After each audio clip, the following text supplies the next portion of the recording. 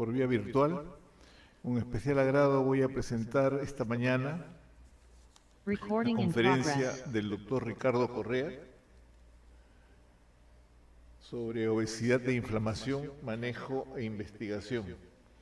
El doctor Ricardo Correa es personal clínico e investigador en Fénix BAM, tiene una maestría en educación en la Universidad de Panamá, es fellowship en epidemiología y enfermedades tropicales, tiene una residencia de medicina interna en el Jackson Memorial Hospital University of Miami y ha seguido su beca clínica de investigación en endocrinología con un enfoque particular en neuroendocrinología y glándulas suprarrenales en el Instituto Nacional de Salud. Bienvenido al Perú, doctor Ricardo Correa. Adelante. Muchas gracias. Primero que todo, gracias al comité organizador por la invitación. Y es un placer para mí estar con todos ustedes. Lástima que no puede estar presencial, pero virtual. Un gran abrazo a todos.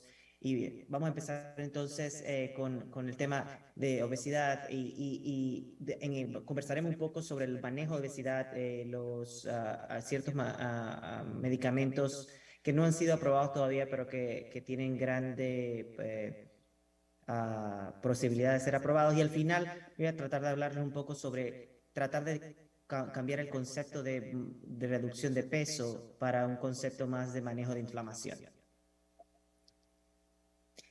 No tengo ningún conflicto de interés y siempre a empezar las charlas me gusta mencionar algún libro que sea interesante fuera del campo de la medicina clínica, y creo que este es un buen ejemplo. Es un libro pequeño que habla sobre las prioridades en la vida que tenemos los médicos.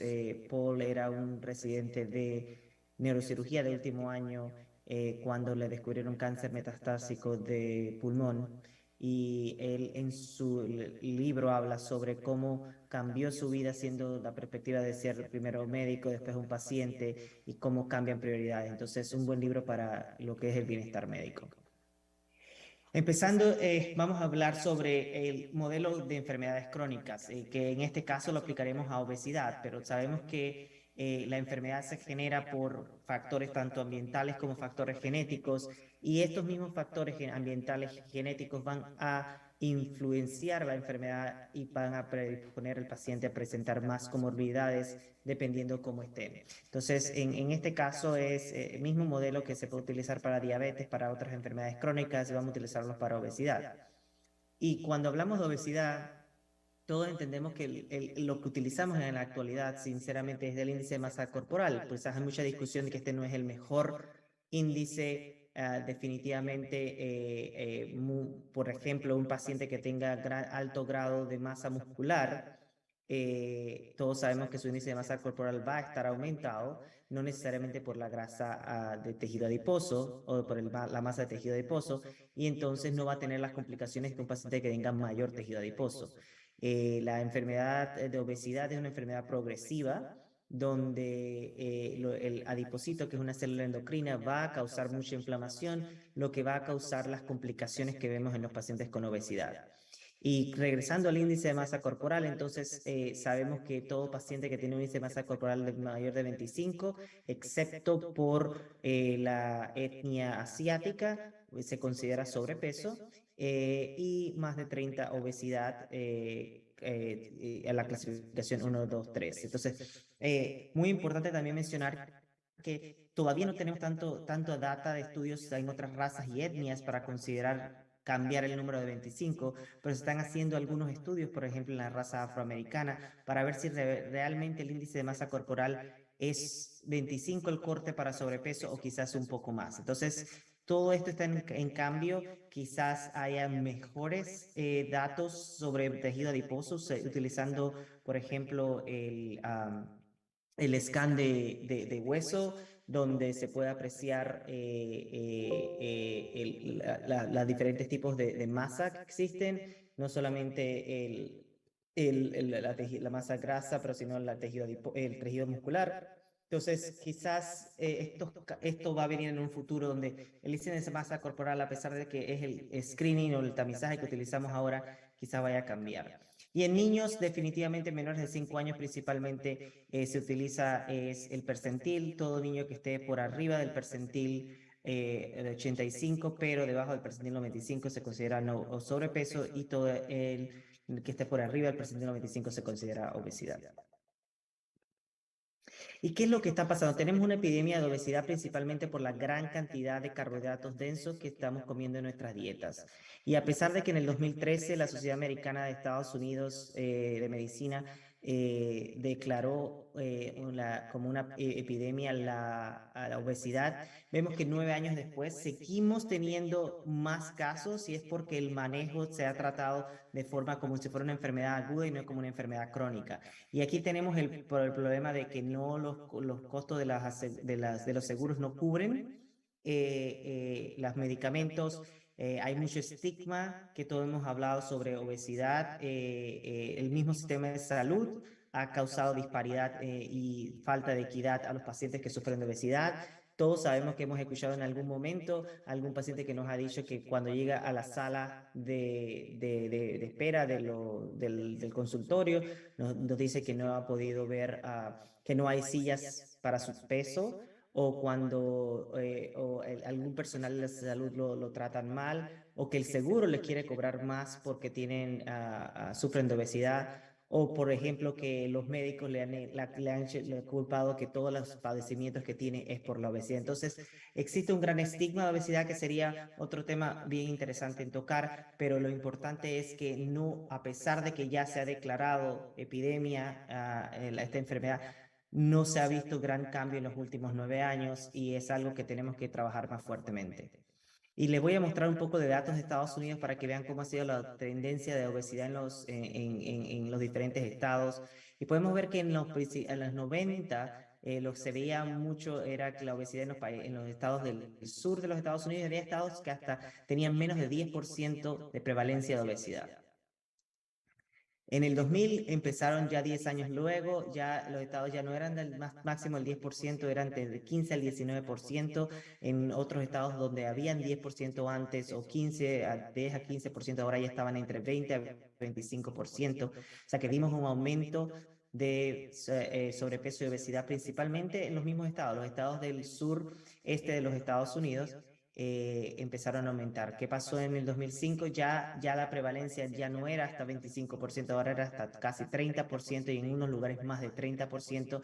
Y si seguimos esta tendencia en el 2010, 2015, vamos a ver que ya muchos de los estados que tenían tendencia a tener hasta el 30%, ahora tienen tendencia a tener hasta el 40% de su población ser prevalencia de obesidad. Y principalmente están en los estados del sur, cuando se combina la frontera sur de los Estados Unidos con la frontera norte de México.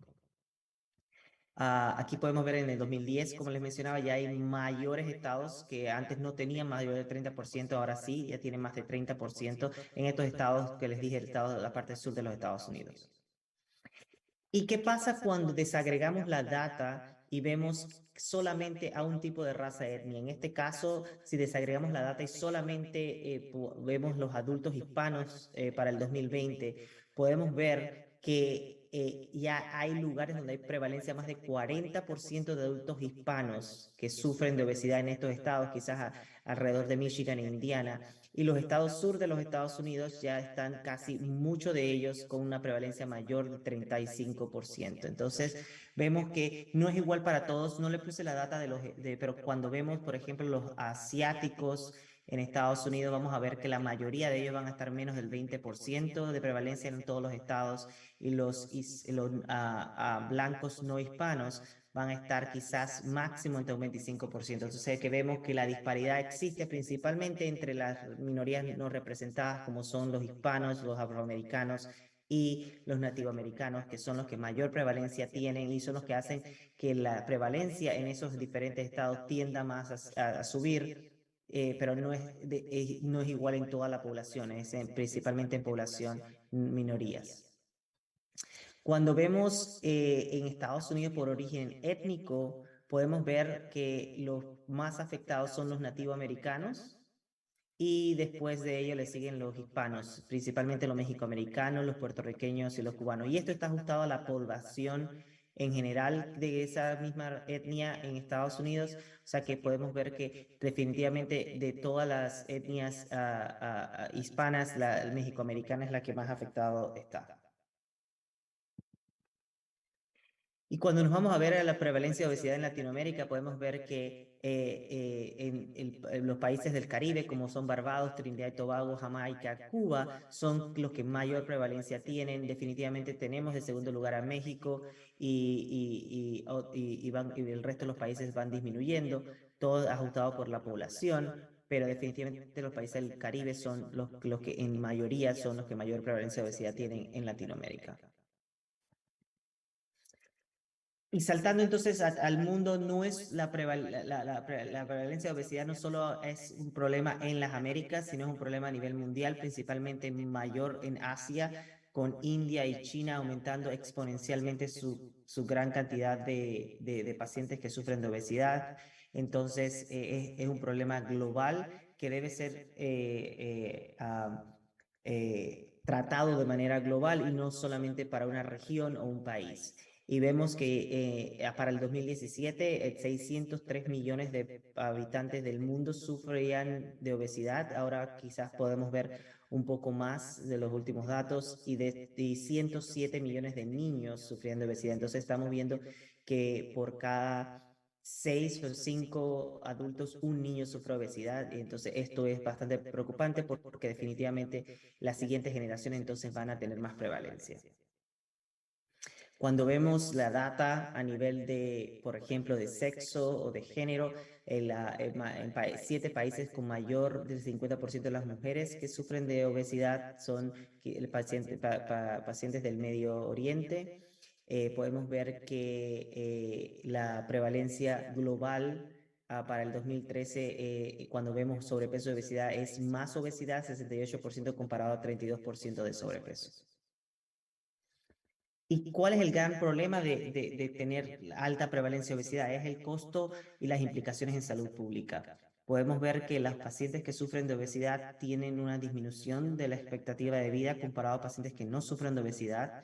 En Estados Unidos, por ejemplo, 175 billones de dólares se gastan anualmente en complicaciones de la obesidad. O sea, el 21% del gasto total médico se utiliza en obesidad. Y esto sin contar que hay un aumento de ausentismo laboral, que hay menor productividad en pacientes, que hay mayor sufrimiento del dolor en pacientes que sufren de obesidad. Todo esto llevando una carga al sistema de salud y definitivamente llevando una carga a complicaciones asociadas por la enfermedad. ¿Y cuáles son estas complicaciones asociadas por la enfermedad? Como podemos ver aquí, podemos ver desde hipertensión, enfermedad cardiovascular, dislipidemias, diabetes tipo 2 y todas sus complicaciones, apnea del sueño, hígado graso, osteoartritis y dolor, cáncer, entre otras. O sea, que realmente es una bomba de tiempo si no tratamos a los pacientes que sufren obesidad con los recursos que tenemos, porque todo esto se va a tratar y principalmente los cánceres son cánceres de órganos sólidos.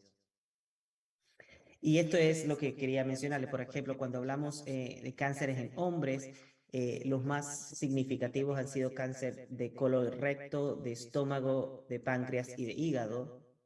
Cuando nos vamos a las mujeres, los más significativos son cáncer del tracto gastrointestinal, de esófago, páncreas, pero también cáncer de cervix, de útero y de riñón. Y todo está en esta célula adiposa, que es una célula endocrina donde produce hormonas tanto proinflamatorias como antiinflamatorias.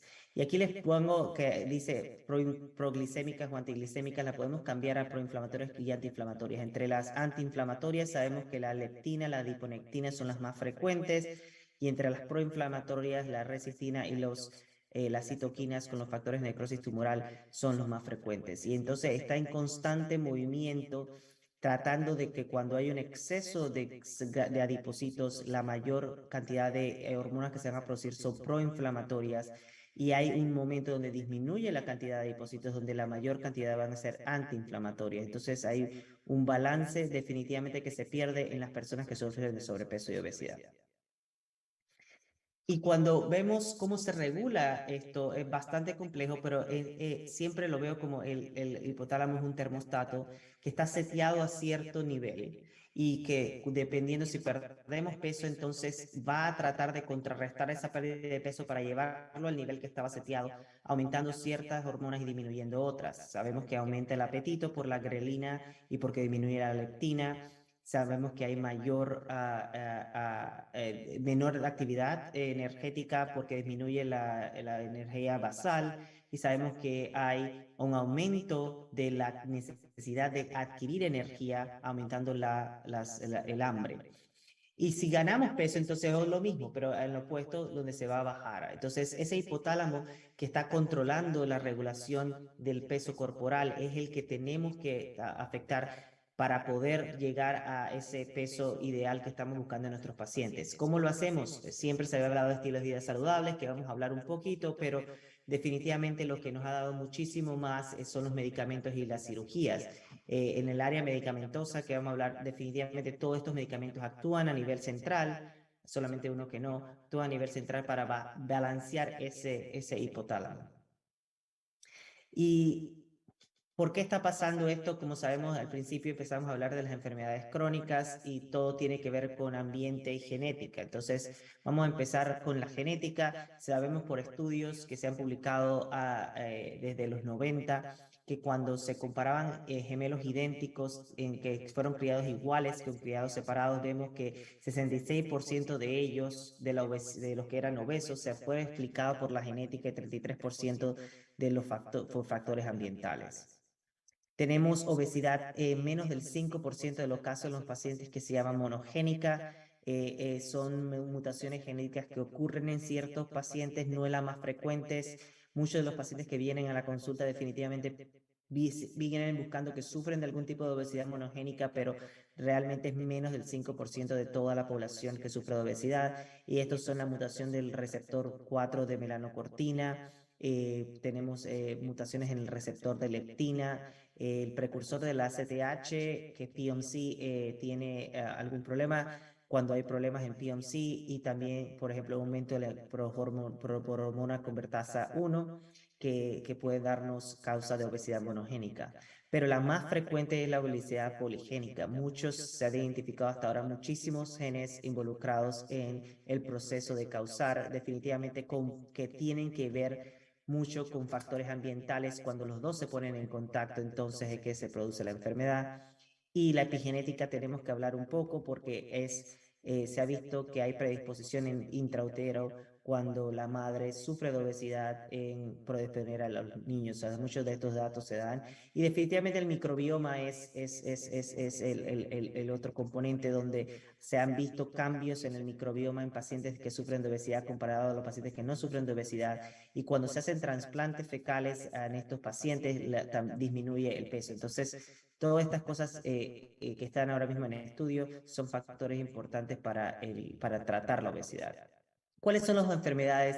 Definitivamente otro pequeño porcentaje de pacientes van a tener otras enfermedades que pueden causar aumento del peso. No son muy frecuentes. Muchos de los pacientes en la consulta definitivamente vienen buscando también que sufren de algunas de estas enfermedades, y cuando hacemos todos los estudios no sufren, pero entre ellos está el hipotiroidismo, el síndrome de Cushing, la deficiencia de la hormona del crecimiento, depresión y desórdenes alimenticios. Hay ciertos medicamentos que damos a los pacientes, principalmente los antipsicóticos y antidepresivos, que van a causar en pacientes aumento de peso, y muchas veces hay que balancearlos o cambiarlos porque le están causando más daño al paciente que beneficio en este área. Y también tenemos otros que son más comunes para medicina interna, como lo son los antidiabéticos, entre ellos la insulina o los secretadores de insulina como sulfonilureas, que pueden aumentar el peso del paciente, definitivamente que se pueden balancear con otros medicamentos que utilizamos en diabetes, como la metformina y como los nuevos medicamentos para la diabetes que van a bajar el peso. Y entre otros, muy comunes los anticonceptivos orales, y siempre que vienen a la consulta y están ganando peso después de aumentar el anticonceptivo oral, siempre hay que buscar otro y hacer el balance para que los pacientes no se sientan decepcionados y que puedan no ganar peso excesivo, entre ellos los beta bloqueadores, y como hablamos ya del esteroide, tanto exógeno como endógeno va a causar aumento de peso. Y el ambiente, definitivamente, este quizás es uno de los factores más importantes. Ahora vivimos en un mundo donde todo es agrandado, donde hay mucha energía densa de carbohidratos, donde lo más frecuente es las comidas rápidas y donde no, mucho más en las Américas, donde los pacientes no se sienten satisfechos cuando tienen muchísimo más carbohidratos complejos. Definitivamente son las comidas en muchos lugares más baratas comparadas con las comidas saludables. Y también tenemos una disminución del gasto de energía.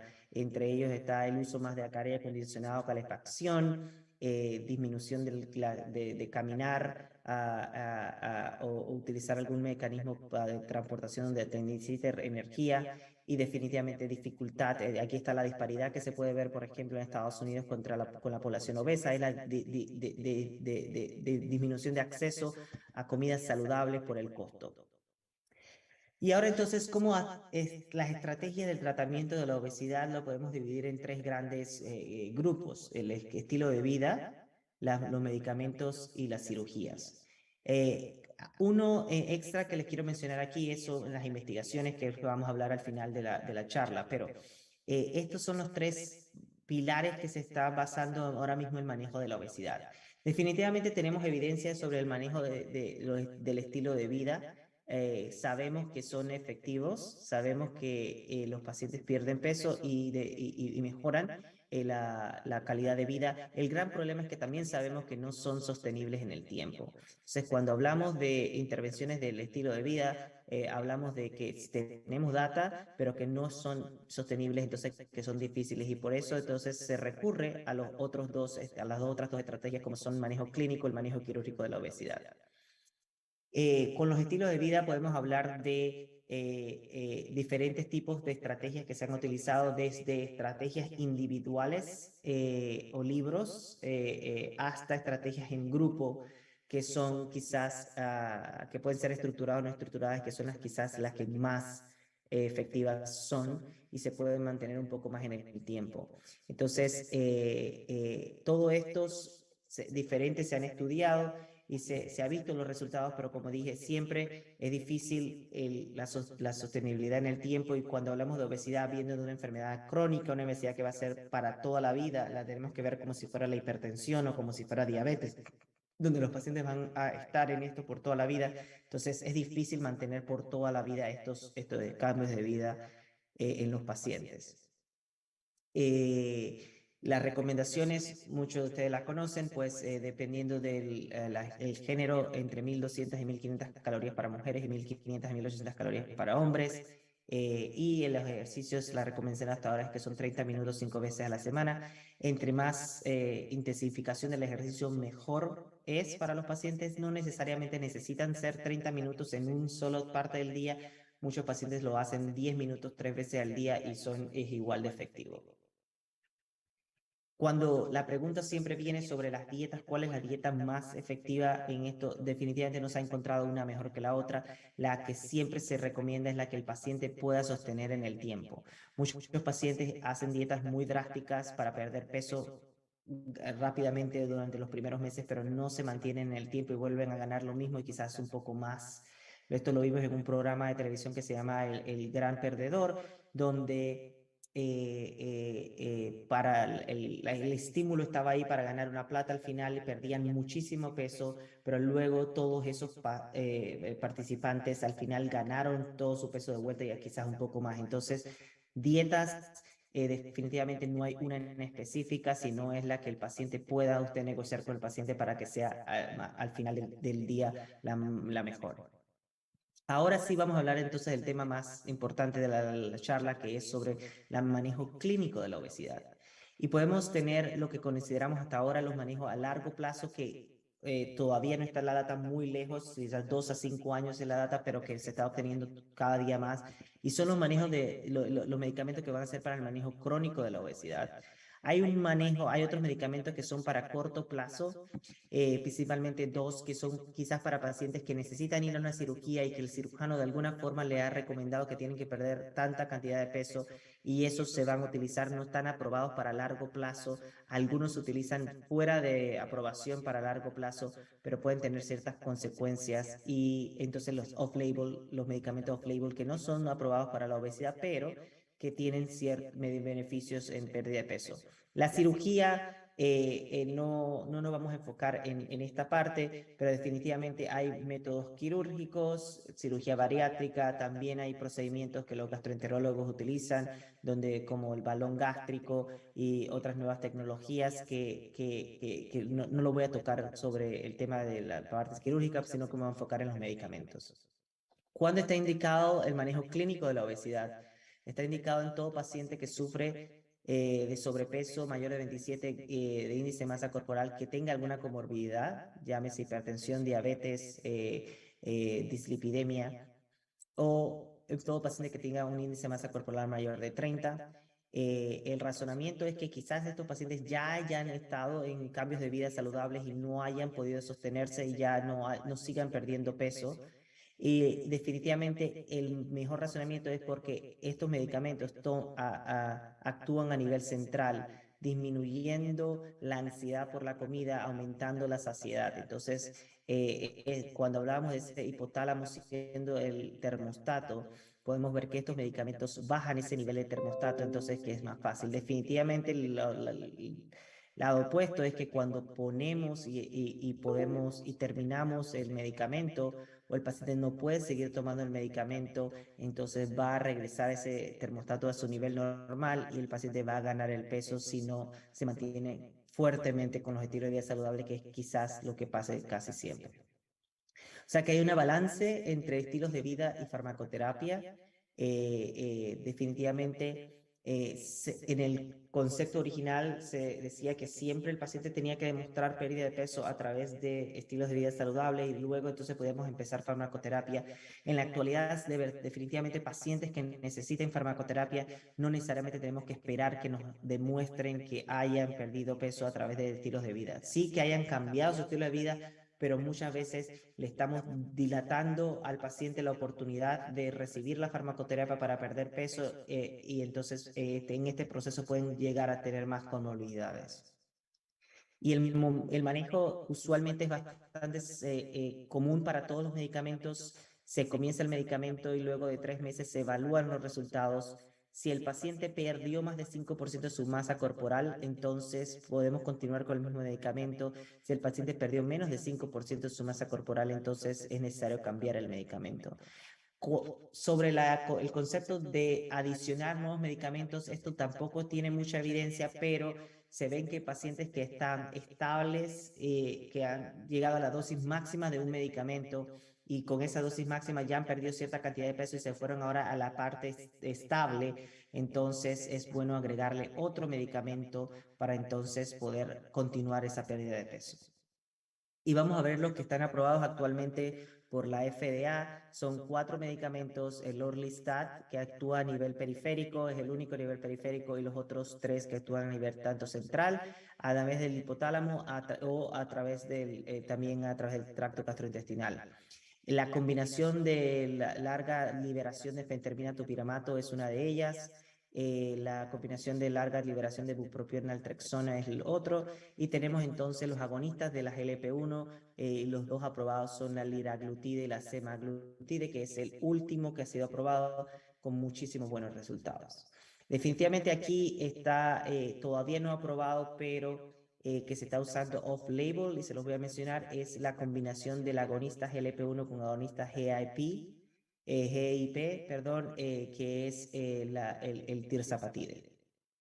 Y cuando comparamos estos, ¿cuál de todos estos estudios se hicieron antes de compararlos con la semaglutide?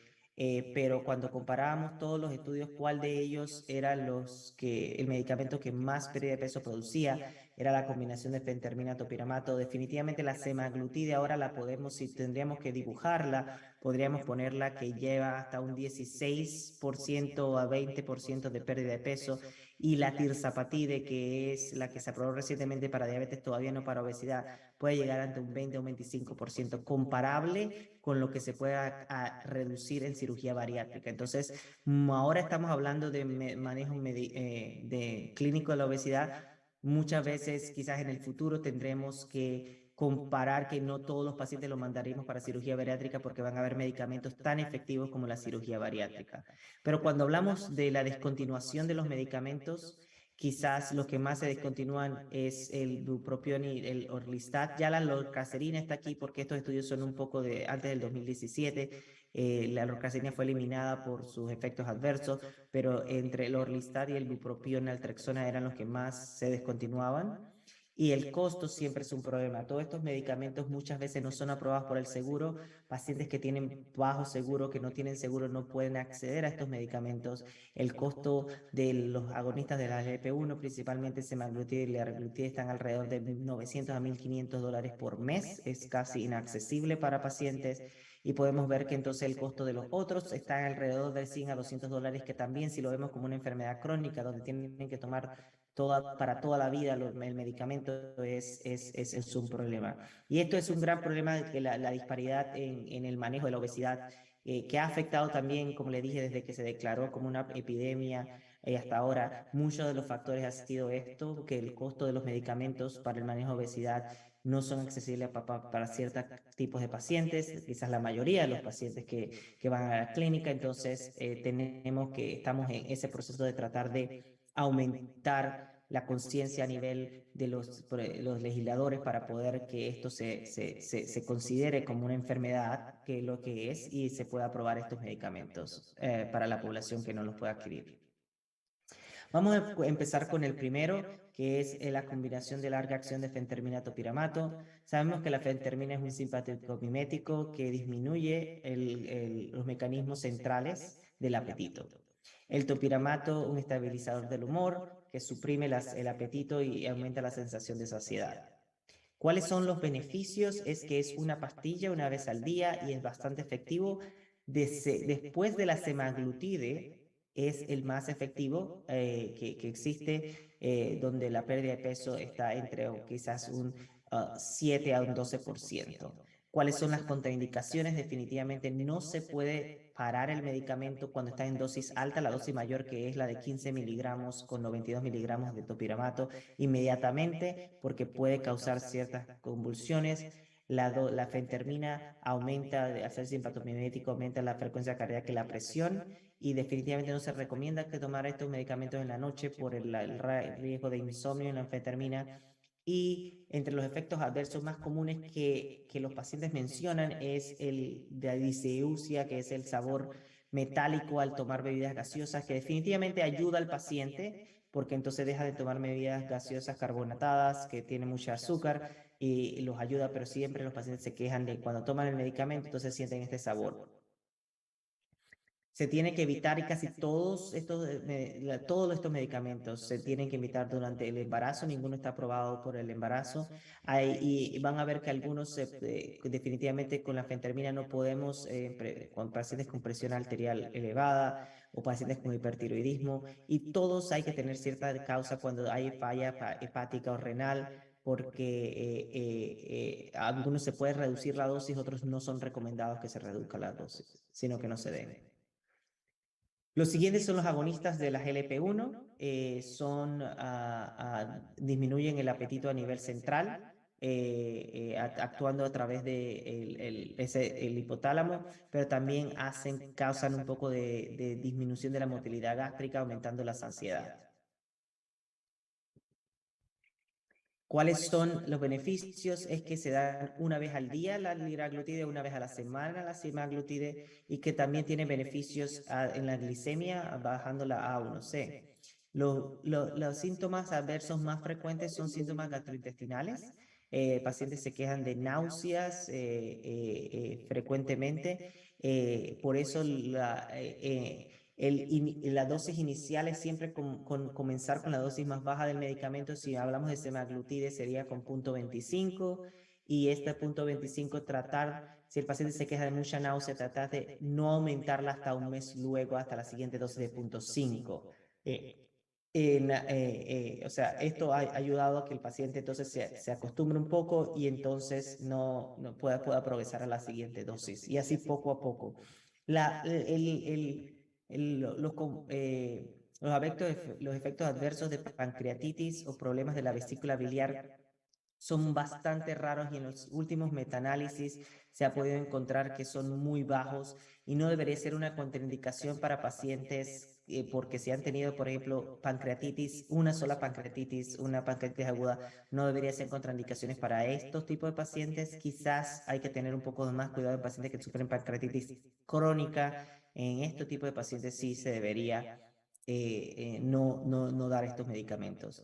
Las hipoglicemias que ocurren en pacientes por estos medicamentos es bastante rara y usualmente son en pacientes diabéticos que están tomando otros medicamentos para la glicemia, que están en insulina o que están en sulfonilureas. En estos son que se ven y hay un pequeño aumento de la frecuencia cardíaca.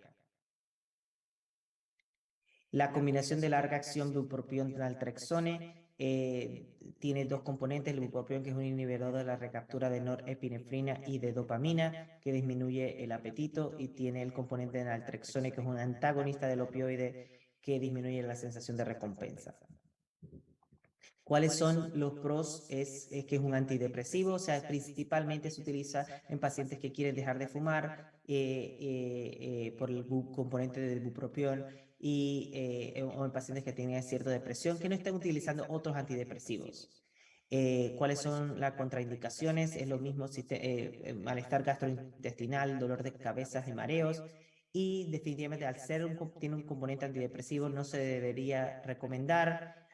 Es muy raro que ocurra, pero en pacientes menores de 24 años que tienen ideación suicida como el primer antidepresivo, no se debería empezar este medicamento hasta que no se estabilice eso por el aumento del riesgo de suicidio. El último de los medicamentos aprobados actualmente para la obesidad es el más antiguo, es el Orlistat, que es un inhibidor de la lipasa pancreática y gástrica y que se toma en una tableta por cada comida.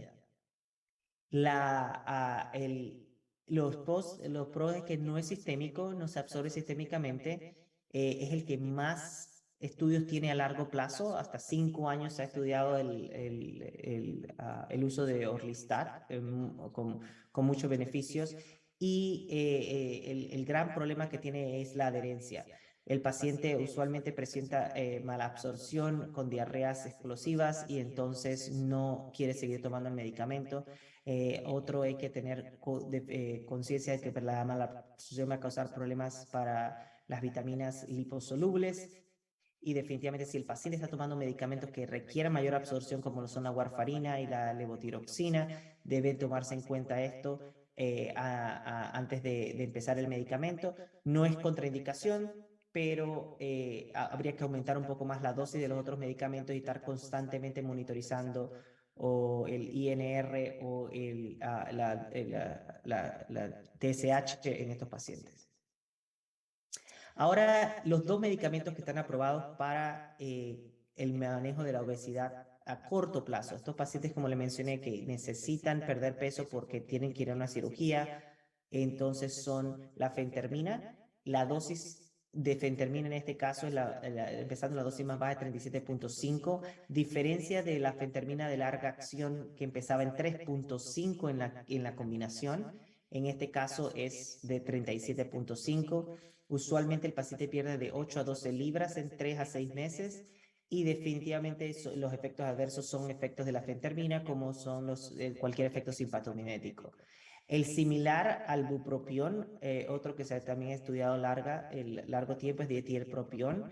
También se ha aprobado para el manejo agudo de pérdida de peso, no para el manejo crónico de la enfermedad de obesidad, pero pero se puede utilizar en estos pacientes. Hay todavía en la actualidad, se utiliza la fentermina a largo plazo, muchos colegas utilizan la anfetamina a largo plazo sin tener ningún efecto adverso porque el hecho del costo del medicamento comparado con la de larga acción. La fentermina en Estados Unidos cuesta $4 por mes comparado con la combinación de larga acción que cuesta aproximadamente $98 al mes. Entonces, muchos médicos que manejan obesidad han decidido continuar la fentermina y han tenido muy pocos efectos adversos al año, a los 2 años. Entonces, es un balance, pero todo no está aprobado para tal larga acción. Se usa off-label en ese caso. Esta gráfica bastante ilustrativa de la guía de la Asociación Americana de Endocrinología Clínica de Estados Unidos no tiene la semaglutide incluida porque esto fue publicado en el 2016, pero lo que podemos ver es que todas las diferentes complicaciones que están entre las complicaciones cardiovasculares. Es muy bueno tenerla en la consulta porque dependiendo del paciente podemos individualizar y les tengo un caso para esto. El primer caso es un paciente de 35 años que sufre prediabetes, depresión, está en antidepresivos y sufre de pancreatitis. Creo que, déjenme borrar esto, alguien está anotando aquí. Okay. Entonces, lo más importante siempre cuando tenemos un paciente con tantas comorbilidades es irnos a la tabla de la guía y poder individualizando, ver cuál es el mejor medicamento. Tengo que mencionarles que, como no se lo puse en la otra, pero esta es una gráfica dinámica, la orcaserina no está aprobada actualmente, fue sacada del mercado, pero este es un paciente que sufre que tiene prediabetes o en este caso ya debe tener síndrome metabólico y que sufre pancreatitis crónica. Y con esto entonces ya podemos ver que no se debe dar ninguna agonista de las LP1 por la pancreatitis crónica. Si fuera pancreatitis aguda, no es necesario no dárselo. El riesgo de sufrir otra pancreatitis por agonistas de la LP1 es muy bajo. Entonces podemos eliminar las agonistas de la GLP-1. Es un paciente que tiene depresión y que está en antidepresivos actualmente. Entonces ya podemos ver que debemos eliminar, agregar otro antidepresivo. Y las dos opciones que nos quedan entonces sería la fentermina, topiramato y orlistat. Definitivamente entre las dos, el que mayor beneficio le va a dar al paciente es la fentermina, topiramato, y esa fue la droga de elección en este caso. El paciente no tenía ninguna comorbilidad cardíaca, entonces podríamos utilizarlo en un paciente joven, podríamos utilizarlo, pero siempre hay que individualizar los diferentes pacientes que nos llegan a la consulta para ver cuál es el mejor medicamento para ellos. Si en este caso no hubiera sido, el paciente no hubiera tenido pancreatitis crónica, definitivamente el mejor medicamento para el paciente hubiera sido la semaglutide, que es un agonista de GLP-1. Y hablando de los medicamentos off-label, tenemos ciertos que se utilizan como lo son el metilfenidato, el bupropión solo, el topiramato solo y la metformina y los inhibidores de la GSLT2 para pacientes diabéticos. Como les mencionaba, el que que estamos todavía esperando que se apruebe, pero que tiene mucha esperanza es la tirzapatide, que es la combinación del agonista GLP-1 y GIP. Que se ha demostrado en los estudios entre 22 a 25% de reducción del peso, como le dije, muy comparable a la cirugía bariátrica. Entonces, quizás en unos años vamos a ver que más pacientes se van a manejar también en manejo clínico como el manejo quirúrgico de la obesidad. Por último, quería terminar la presentación presentando otro enfoque. Hasta ahora todo ha sido el enfoque de que sí tenemos una prevalencia de obesidad aumentada, el peso ha aumentado mucho, la célula adiposa es una célula inflamatoria, tenemos que bajar esa cantidad de células adiposas bajando de peso. Vemos los enfoques del tratamiento de la obesidad que son estilo de vida saludables o cirugía o medicamentos, pero ¿qué tal si vemos la enfermedad desde otro punto de vista? Y la vemos que es una enfermedad inflamatoria y lo tratamos como una inflamación, como cualquier otra de las enfermedades inflamatorias que tenemos en el cuerpo. Sabemos hasta ahora de la pérdida de peso y los estilos de vida saludables son efectivos, pero son muy difíciles porque no se mantienen en el tiempo. Los medicamentos son muy buenos, pero no se sostienen por el costo de los medicamentos. Las cirugías son muy buenas, pero también el costo es excesivo y no se le da la misma oportunidad a toda la población. Entonces, ¿por qué no nos enfocamos en, como les dije, en la inflamación y ver si medicamentos que disminuyen la inflamación van a disminuir los medicamentos, van a disminuir las complicaciones y comorbilidades que van a tener los pacientes que sufren de obesidad? Y sabemos que pacientes que tienen un índice de masa corporal aumentado tienen aumento de todas las enzimas proinflamatorias, entre ellos la proteína C reactiva, la interleuquina 6. Sabemos que esta inflamación va a destruir el receptor de insulina, causando insulina resistencia, va a ir al endotelio, dañar el endotelio, causando enfermedad cardiovascular. Vemos que pasa en el páncreas también, que donde se dañan los islotes de células pancreáticas, de células beta pancreáticas, y va a disminuir la producción de insulina, y lo mismo en la vasculatura, donde va a aumentar la formación de placas. ¿Y de dónde viene la inflamación? Y estos son los principales componentes. Vienen de los ácidos grasos, del colesterol, del ácido úrico, de las ceramidas y del ATP extracelular. Principalmente, constantemente en el cuerpo de un paciente que sufre de obesidad está el sistema innato actuando. No reconoce todos estos, las ceramidas, el colesterol, lo reconoce como si fuera exógeno, y entonces va a estar formando el NLRP3, que son inflamosomas, y que estos inflamosomas entonces van a llevar a una inflamación constante en el cuerpo y al daño consecuente de la misma.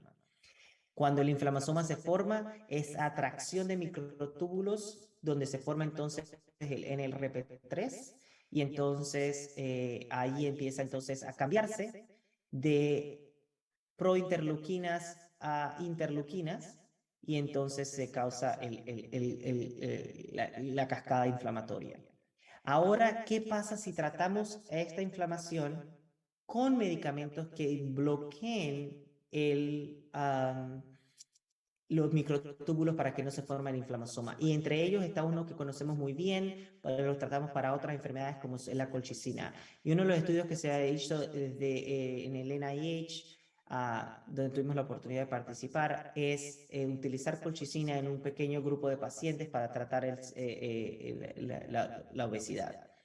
Y cómo la colchicina actúa definitivamente preveniendo la formación de los inflamosomas, porque bloquea los microtúbulos, y a esto lo que causa es que disminuya el proceso inflamatorio. Principalmente en este estudio se trató de ver insulinosensitividad, y lo que se vio al final de ellos es que la colchicina, como un antiinflamatorio tratado para la obesidad, disminuía definitivamente a corto plazo todos los parámetros que se podían medir. No era un estudio a largo plazo, pero a corto plazo se aumentó insulinosensitividad y disminuyó los marcadores antiinflamatorios. Entonces, es algo que está en estudio ahora mismo, pero pensar en antiinflamatorios para tratar obesidad es otro, en vez de enfocarnos en pérdida de peso, que es el otro efecto. Entonces, antiinflamatorios como la colchicina, que ha tenido muy buenos resultados que los antiinflamatorios no esteroideos, que causan otros efectos adversos. Entonces, la colchicina ha sido uno de los que tienen eso. Y se están creando otros nuevos antiinflamatorios para principalmente tratar la inflamación que ocurre durante la obesidad. Por último, otras formas de tratar obesidad como una enfermedad crónica, ha venido la telemedicina. En un estudio hecho en Venezuela, donde se compararon los beneficios de intervenciones regulares a través de telemedicina. Esto fue antes del COVID. En pacientes con obesidad se vio un mejor aumento a la adherencia, mejor aumento a los estilos de vida. Entonces, cuando hablamos de estilo de vida, podemos combinar entonces estilo de vida y telemedicina para este tipo de pacientes. Y sabemos que la intervención por pares, ya sea pares en otras áreas como dejar de fumar y diabetes, ha tenido gran efecto. Lo mismo lo tiene efectos positivos sobre en la obesidad. La telemedicina que aumenta la frecuencia de visitas con el paciente, no solamente del médico, pero sí de los componentes del personal de salud. Promueve que también se pueda poner otros pares a estar en esto, promueve el acceso al sistema de salud que muchos pacientes no pueden dependiendo de dónde vivan y todo esto. Y también hemos visto que con las nuevas tecnologías, como son los relojes inteligentes y los celulares inteligentes, ha ayudado muchísimo a que se pueda el paciente autorregular y que se adhiera mucho más a estos cambios de vida que antes. Por último, quería mencionarles una revisión sistemática que realizamos sobre el uso de ácidos grasos de larga acción o ácidos grasos largos. Y en este caso estábamos buscando principalmente todos los estudios que evaluaban ácidos grasos largos para disminución de peso. Entre ellos encontramos 27 estudios randomizados. La dosis era entre 3 a 5.7 gramos de ellos, aproximadamente 700 pacientes en los 27 estudios, pero no pudimos encontrar ninguna diferencia en el índice de masa corporal y entre otros de los outcomes secundarios que teníamos era la insulinoresistencia con el índice OMA-IR o el LDL y HDL. No pudimos encontrar nada, ninguna diferencia. Toda esta promoción que utilizan los ácidos largos, ácidos grasos largos, no son... no pudimos probarla en esta revisión sistemática. Lo único que podemos comprobar es que el uso de esto había una diferencia significativa en la cantidad de triglicéridos. Entonces, cada vez existen más y más, surgen nuevas y nuevas medicamentos que claman que ayudan a pérdida de peso, que ayudan en obesidad. Muchos de estos, ninguno se ha comprobado. Este era uno de los más famosos que hace unos años se decía, pero con esta revisión sistemática podemos probar que definitivamente no sirve para pérdida de peso. Y con esto, otra vez muchas gracias al comité organizador por la invitación y estoy expuesto a cualquier pregunta. Si no terminamos de escuchar, poder responder todas las preguntas, este es mi correo electrónico y es muy contento para poder responder cualquiera de las preguntas que tengan. Sé que el tema es bastante difícil por el costo de los medicamentos, no es tan fácil, no es accesible en Latinoamérica. Todos estos medicamentos poco a poco están llegando a ciertos países, a otros todavía no los tienen, pero lo más importante es advocar por nuestros pacientes para poder que puedan tener la oportunidad de recibir estas intervenciones. Muchas gracias.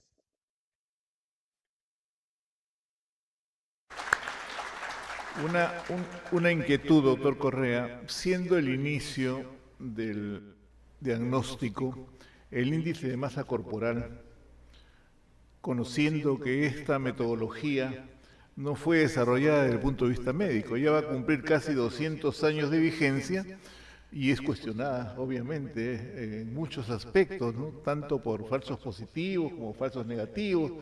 Bueno, Medicare que no quiere pagar en algunos casos u otros. ¿Podría hacernos un alcance sobre ello y sobre las posibilidades de otras alternativas en desarrollo?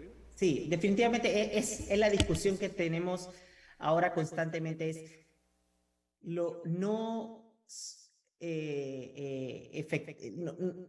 un índice de masa corporal que no es el mejor indicador, no es el mejor indicador para esta enfermedad.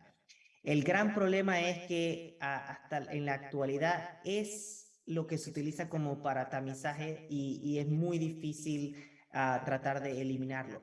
Muchos de los centros de obesidad lo que están empezando a utilizar, aparte de este índice de masa corporal, son las mediciones de que ya teníamos mucho más conocimiento también de mediciones de cintura, pero el uso del DEXA scan para medir masa corporal, entre eso masa grasa y masa magra, que tienen muchísimo más accuracy en el diagnóstico de la enfermedad. Entonces, es mucho más certero en el diagnóstico, pero definitivamente llevar todas estas tecnologías a todos los lugares donde se utiliza índice de masa corporal va a tardar muchísimos años más, porque son costosas y no todo el mundo está habilitado para entender estas tecnologías. Entonces, esa es la gran discusión. Estoy de acuerdo con usted, no es certero, pero es muy sencillo de hacer. y entonces va a ser, todavía yo creo que le doy 10 a 20 años más que va a seguir siendo índice de masa corporal nuestro corte, a pesar de que no es certero.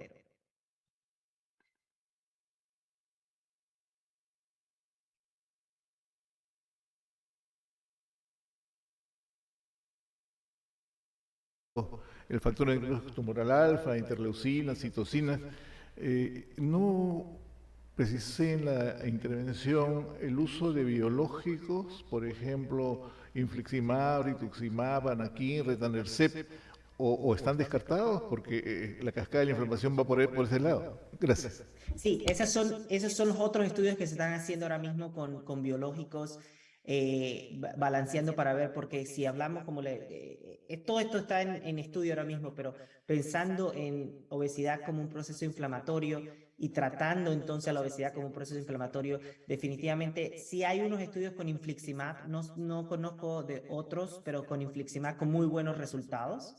Definitivamente son todos estos estudios en pequeños, estudios en grupos pequeños de máximo 20 personas, pero tienen muy buenos resultados como la colchicina. O sea, esos son los dos que tienen más buenos resultados, que no se le está invirtiendo demasiado, que debería enfocarse, yo creo que el manejo de la obesidad en esto, pero sí, el infliximab es uno de ellos.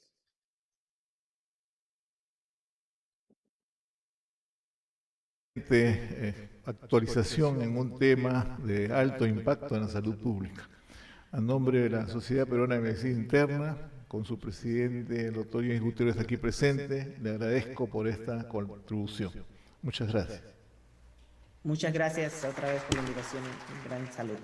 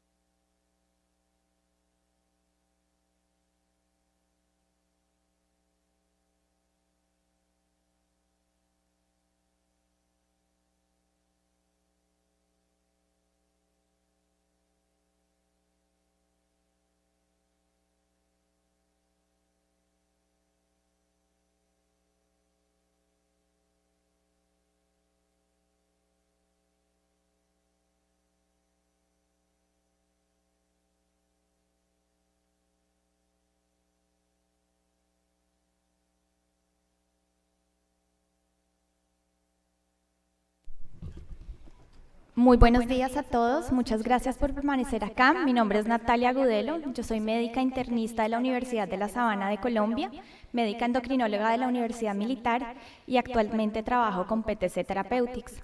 El doctor Germán Camilo Giraldo, que nos venía presencial a acompañarnos en la charla, tuvo un problema familiar y no pudo viajar. Por ello nos manda la charla pregrabada para que podamos ver su charla acerca del tema que viene, que es amiloidosis, como en la parte cardíaca. Una vez terminado él, les voy a dar un poquito de más o menos cómo ha sido nuestra experiencia de buscar los pacientes con amiloidosis hereditaria en Colombia para que ustedes también hagan como todo este proceso acá. Por favor, vamos con el video. Muchísimas gracias.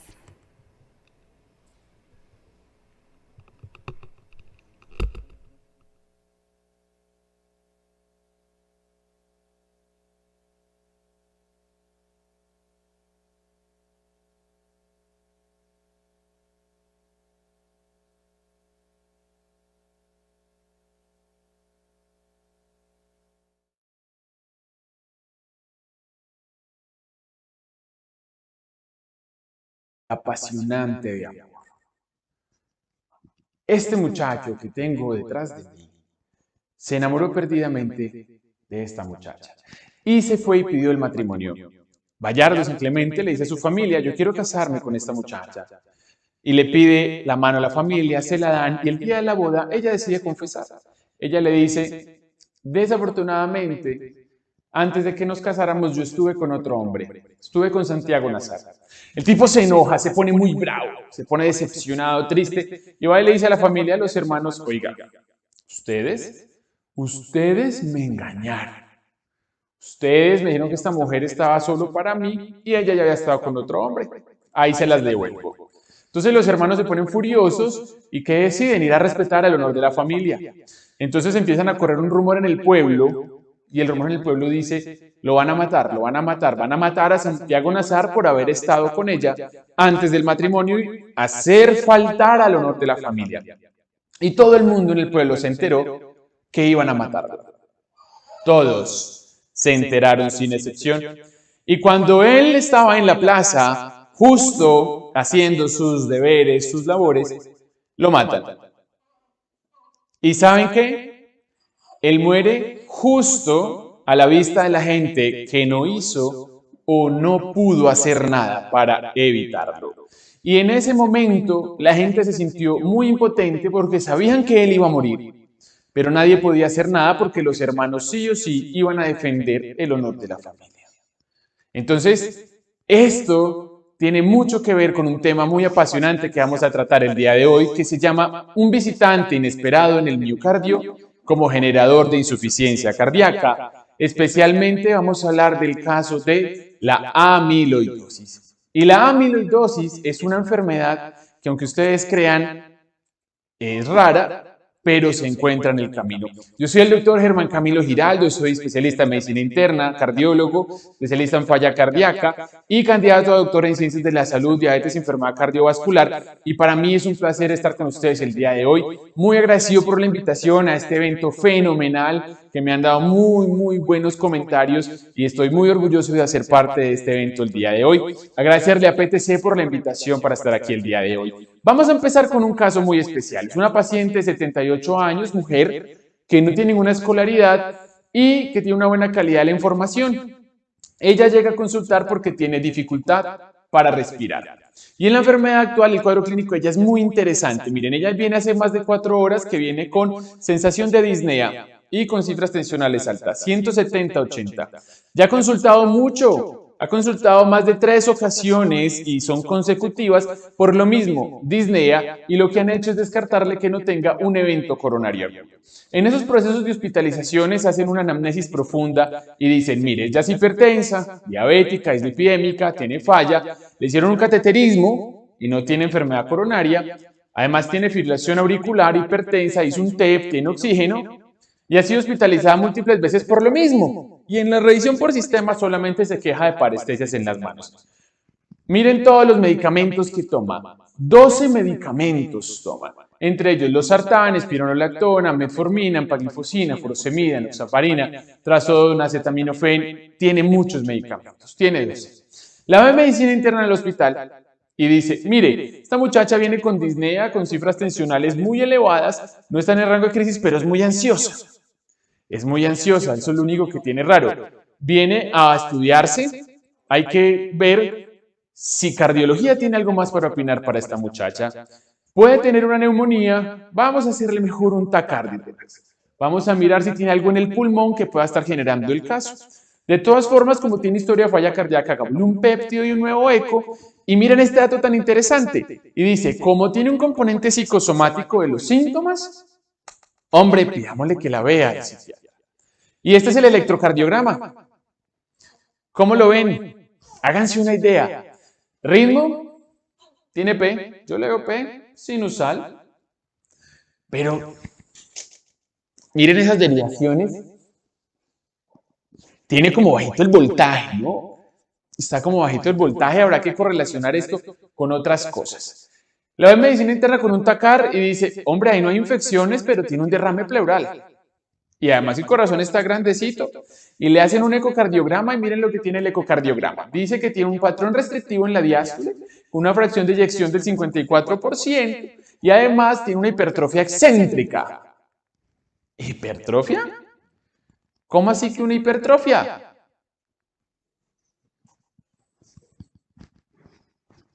¿Ustedes ven la hipertrofia? ¿Dónde está la hipertrofia? Este electrocardiograma. Entonces tiene un eco que dice que tiene restricción, que tiene hipertrofia, la función del corazón se preserva y cuando ustedes ven la paciente en el historial de los ingresos le hicieron un péptido y tiene 16.000 de péptido. Si hay algo para lo que sirve el péptido es para ver si el origen de la disnea es pulmonar o cardíaco y 16.000 no deja dudas que es de origen cardíaco. Ya sumamos muchas cosas.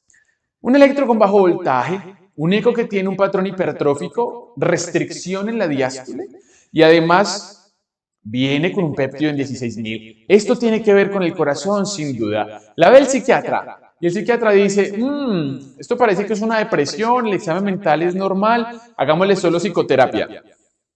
¿Será que se está inventando la disnea a la paciente?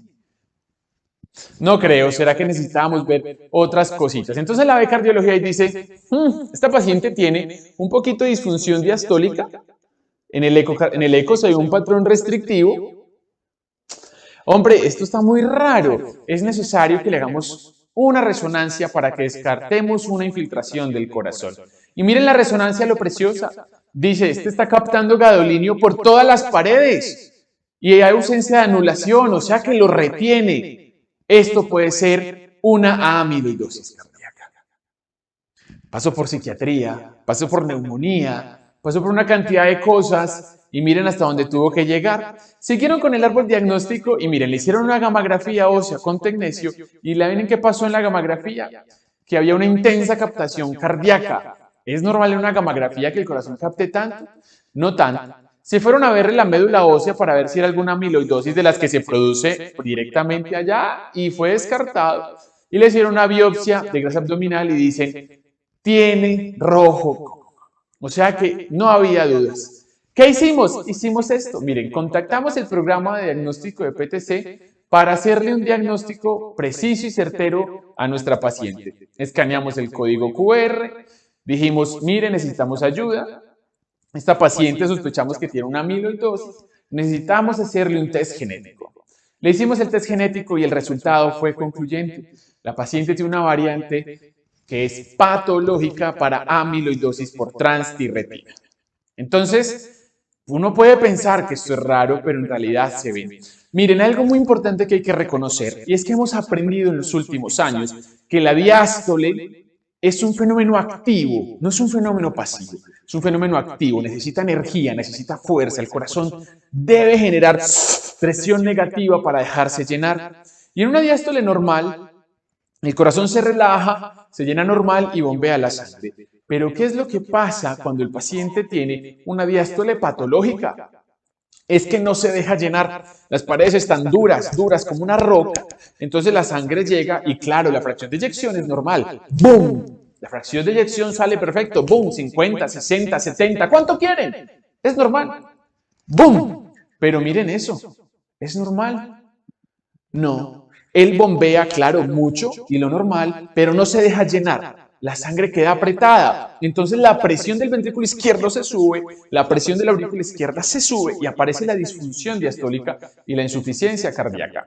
Pero ¿qué es lo que pasa? Lo que pasa en el corazón es supremamente importante de reconocer. Miren, además de la hipertrofia del ventrículo izquierdo que busca compensar el fenómeno de la presión alta en el ventrículo, el corazón se empieza a remodelar. ¿Y cómo se remodela? Así.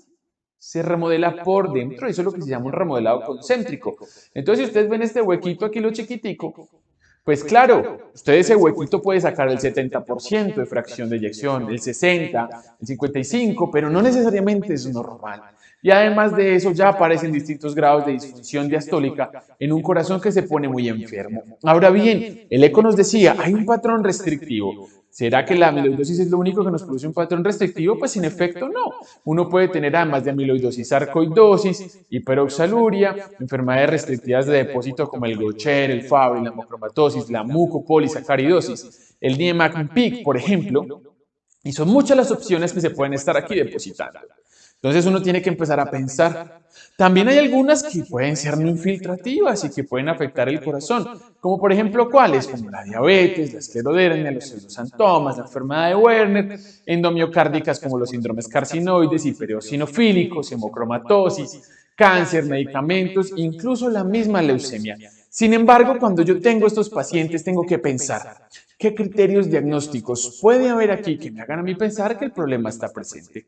¿Qué es lo primero? Pues que haya signos o síntomas de falla, ortopnea, disnea paroxística nocturna, compromiso funcional, congestión o edemas. Que haya arritmias como la fibrilación auricular. La paciente tenía fibrilación auricular.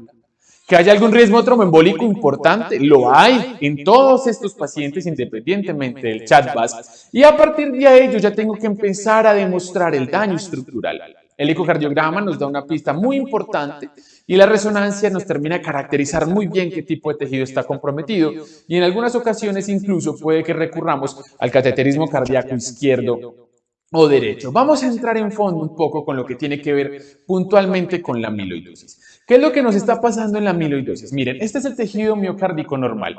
Son unas fibras, unos sarcómeros que están lineales, que están uniformes, que están juntos y que funcionan bien. Se acoplan bien durante la sístole y la diástole, funcionan perfectamente.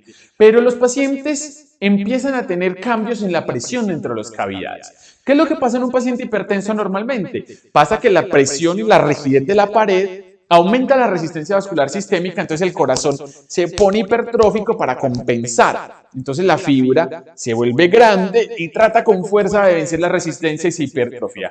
Pero ¿qué es lo que pasa en los pacientes con amiloidosis? Es supremamente interesante. Miren, la masa endomiocárdica crece, pero, miren esto, sin hipertrofia de las bandas. Está lleno, está depositado de una cantidad de cosas patológicas que no deberían estar ahí. ¿Eso qué hace ahí? Eso debería salirse de ahí porque es un vecino inesperado. No tiene nada que hacer ahí. Entonces la fisiopatología de esta enfermedad es muy distinta a la falla cardíaca convencional, porque la falla cardíaca, por ejemplo, con fracción de eyección reducida, hay un infarto, una cicatriz, una escara, que genera una respuesta catecolaminérgica de norepinefrina que va dañando el corazón. Aquí no, aquí hay una fisiopatología muy distinta. Aquí hay una enfermedad en la que se están produciendo estas sustancias y estas sustancias se acumulan en un sitio donde no deben estar y las fibras se ponen irregulares, la unidad contráctil se deforma y ahí es donde aparece la enfermedad. Ahora, ¿qué hago yo cuando necesito pensar si mi paciente tiene o no tiene amiloidosis cardíaca? Entonces, para eso existen unos algoritmos muy interesantes que son los datos claves que queremos dejarles el día de hoy para que piensen que esta enfermedad puede estar visitando a sus pacientes y que hay algo que ya se ronronea de qué va a pasar y que de pronto la historia puede cambiar un poco. Entonces, cuando yo tengo un paciente con sospecha de amiloidosis, ¿en quién lo sospecho?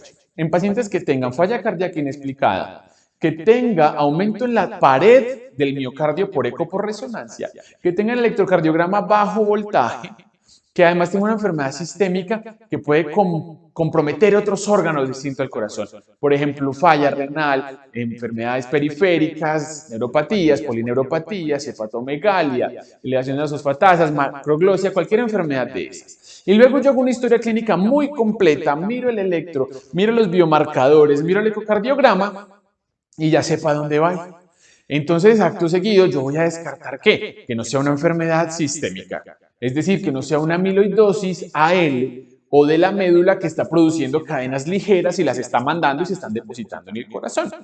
Entonces, yo lo que hago es medir la electroforesis de proteína y la inmunofijación de la cadena libre. Con esas inmunofijaciones y con esas cadenas, yo lo que voy a hacer es descartar que no haya una enfermedad sistémica. ¿Qué es lo que debe pasar? Normalmente, que estén negativas.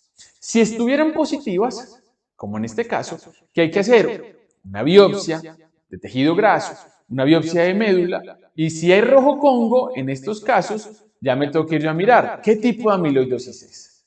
Entonces puede ser que yo tenga unas cadenas ligeras, puede ser que yo tenga una amiloidosis por transtirretina o algún otro tipo, y ahí ya me voy a hacer el diagnóstico por DNA. Pero si por el contrario no tengo el rojo Congo, ¿yo qué podría hacer? Sencillo. Primero, una biopsia endomocárdica, que hoy por hoy ya no es necesaria, y pueden haber unas pistas que nos van a ayudar más adelante. Esas pistas vienen aquí, en el consenso europeo. ¿Qué es lo que nos dice el consenso europeo? Mire, cuando usted tenga la posibilidad de un paciente que tenga amiloidosis, ya sea porque tenga alguna enfermedad de las anteriormente mencionadas, una disfunción diastólica, primero también sospeche si el grosor de la pared del ventrículo es mayor a 12 milímetros. 12 milímetros es el número clave. Y si además de tener más de 12 milímetros, usted tiene algunas de las siguientes opciones. ¿Cuáles son esas opciones? Son las banderas rojas de amiloidosis que nos tenemos que llevar hoy todos para la casa. Falla cardíaca que aparece en ancianos, más de 65 años. Que tengan estenosis aórtica después de los 65 años. Que sean pacientes que tengan hipotensión o se ponen normotensos y previamente eran hipertensos. Pacientes que tienen disfunción autonómica, compromiso sensitivo. Pacientes que tienen proteinuria en el examen renal. Pacientes que tienen cambios en la piel, que tienen túnel del carpo bilateral, que tienen el signo de Popeye, que se les rompe el tendón del bíceps y este músculo se pone así como el de Popeye el marino, literalmente tal cual. Pacientes que tengan compromiso en la resonancia real ese tardío, difuso, que tengan bajo voltaje en el electro, ondas con el electro o cualquier trastorno en la conducción auriculoventricular o herencia. Si yo tengo alguno de estos elementos y además tengo una pared que está hipertrófica, ya tengo que pensar que el paciente puede tener amiloidosis cardíaca. Y si pienso que el paciente tiene amiloidosis, aquí ya vienen todas las demás cosas. Entonces, antes, por ejemplo, si a nuestro amigo que le hizo el daño a la familia y los deshonró, ¿se acuerdan de Santiago Nazar? Hubiera existido el WhatsApp, le hubiera llegado la cadena y el hombre le hubiera tocado perderse. Hoy por hoy hemos dado unos pasos muy bonitos para el diagnóstico de la enfermedad. ¿Antes qué tocaba hacer? Antes tocaba sí o sí hacer un diagnóstico invasivo. ¿Y cómo se hace ese diagnóstico invasivo? Ese diagnóstico invasivo se hace muy fácil. Miren, lo primero era, con esos criterios, que había que hacer una biopsia endomiocárdica y mirar si era positivo para una tinción con rojo Congo. No había más opción que esa. Si era positivo, pues ya estaba claro. Pero la biopsia endomiocárdica, todos sabemos las limitaciones que tiene. Tener un patólogo que la lea, tener que nos la tomen, que quede bien tomada. Y además, si llega usted a hacer la biopsia endomiocárdica y pellizca donde no hay depósito amiloide, usted pellizca acá y el depósito está aquí abajito, le puede salir un falso negativo. Entonces, si no podía hacer la biopsia endomiocárdica, le decía, biopsie cualquier otra parte del cuerpo, ¿cierto? Que normalmente es el tejido graso. Y mire si tiene algún diagnóstico ecocardiográfico o por resonancia. Y si tiene rojo Congo en cualquier parte y el eco y la resonancia son compatibles, hacia el diagnóstico. Hoy por hoy avanzamos. Y ya podemos hacer el diagnóstico de forma no invasiva. ¿Cómo hacemos el diagnóstico de forma no invasiva de la amiloidosis cardíaca? Entonces, el primer paso cuando tengan sospecha de amiloidosis, ya tienen el eco, ya tienen las banderas rojas, ya tienen el paciente con una anamnesis súper completa. El paso que sigue es hacer una gammagrafía. ¿Y por qué la gammagrafía es súper especial? Porque los pirofosfatos de la gammagrafía normalmente captan no más el hueso. Pero el depósito amiloide en la amiloidosis por transtirretina tiene una gran atracción por el calcio y por los pirofosfatos. ¿Se acuerdan? Calcio-fósforo. Entonces ese depósito amiloide que está ahí en el corazón, aparecen los pirofosfatos y los absorben. Y el corazón se pone negro, negro, negro, negro, como si fuera hueso. Se puede poner igual o más. Entonces ahí ya es muy, muy, muy sugestivo de que el paciente puede tener amiloidosis por transtirretina. Pero ¿qué más podemos hacer? Uno, descartar que no sea una amiloidosis sistémica, que las cadenas libres y la inmunofijación estén negativas. Y tercero, tener un eco y una resonancia que nos digan, sí, esto tiene cara de ser una amiloidosis. Entonces, esas herramientas que la mayoría de sitios pueden acceder a ellas o pueden hacer la solicitud y al paciente se la pueden tomar, va a ser suficiente para hacer el diagnóstico de amiloidosis por transtirretina y de una forma no invasiva. No hay que llegar a la biopsia, es el mensaje grande del día de hoy. Entonces, siempre que tengamos un paciente que tiene una presentación clínica, electro y laboratorios, tenemos que pensar, venga, ¿cómo está el ecocardiograma? Si el ecocardiograma está disponible, ¿qué vamos a mirar acto seguido? Vamos a mirar cómo está la estructura y la función del ecocardiograma. la sístole y la diástole. En el eco, acuérdense, no todo es sístole, no todo es fracción de eyección del ventrículo izquierdo. También hay que ir a mirar cómo está la función diastólica y les voy a dar dos claves muy importantes para evaluar la diástole. La primera, si hay hipertrofia.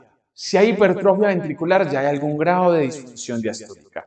Y la segunda, si la aurícula izquierda está dilatada. ¿Por qué? Porque acuérdense que cuando hay disfunción diastólica y el ventrículo no se deja llenar porque está muy fuerte, ¿quién recibe ese aumento en la presión? La aurícula. ¿Y la aurícula qué hace? La aurícula no puede crecer como el ventrículo izquierdo y bum, bum, bum, ¿no? Ella es débil. Entonces ya se dilata y la dilatación de la aurícula izquierda es el signo más específico para aumento en las presiones de llenada.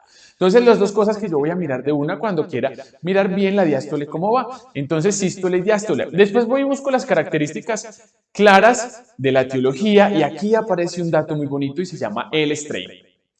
El strain o la mecánica de formación del ventrículo izquierdo en la amiloidosis tiene un patrón que se llama en diana o en bandera de Japón, y es que la punta está rojita, luego sigue un halo blanco y luego una punta rojita. Ese es el patrón del strain de la amiloidosis cardíaca. El strain deberíamos tratar de hacerlo sistemáticamente en la mayoría de los centros. Luego de que yo veo los exámenes, el eco y todo lo demás de la historia, ¿qué hago y miro? Descartar otras causas de falla cardíaca, que no sea isquémico, que no sea hipertensivo, que no tenga una enfermedad valvular. Y todo eso me la da el eco y un interrogatorio bien hecho.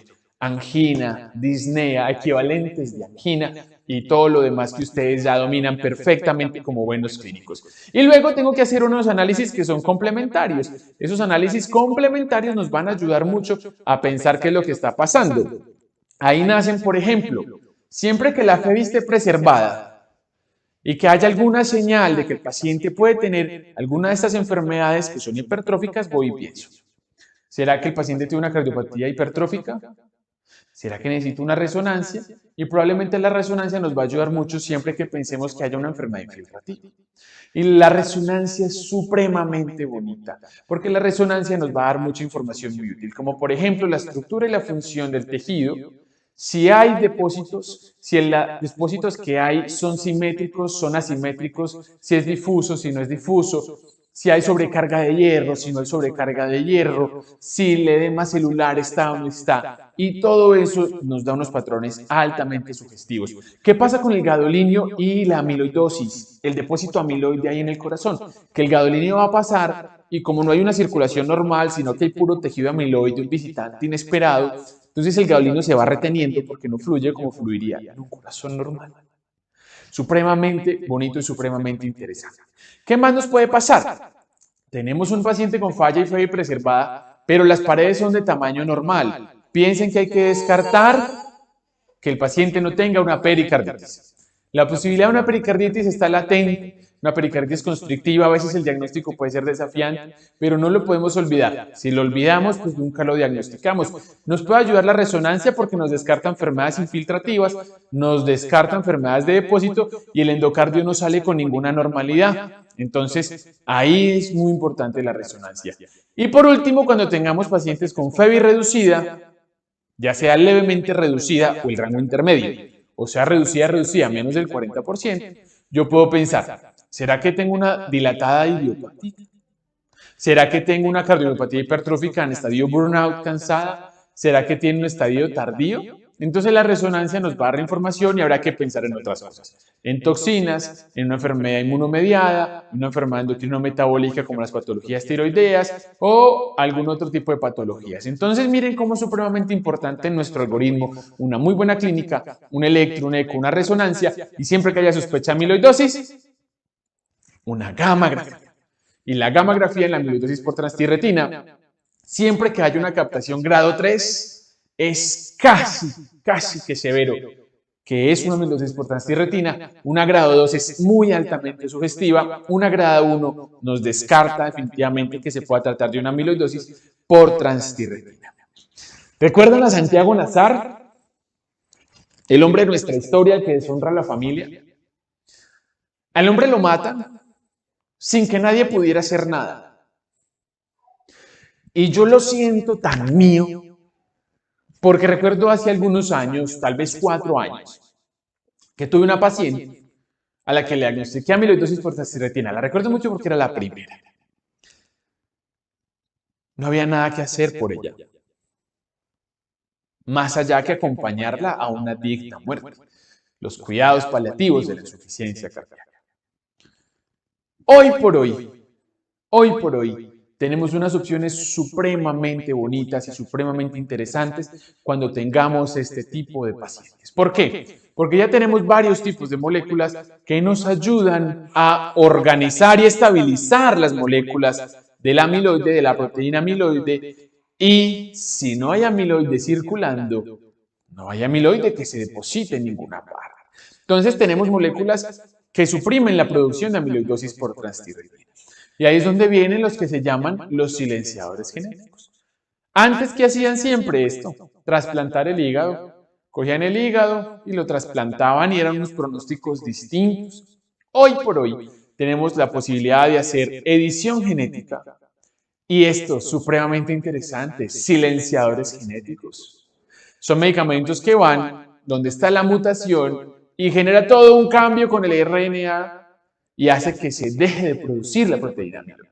Ahí están el patisiran, el inotersen, el vutrisiran, entre otros. Y son moléculas que ya están demostradas para su efectividad en disminuir la circulación sérica de depósito amiloide de proteína amiloide y que mejoran mucho la función neuronal y que detienen la progresión del daño o los depósitos en el corazón. También hay otros tipos de moléculas. Por ejemplo, los estabilizadores del TTR.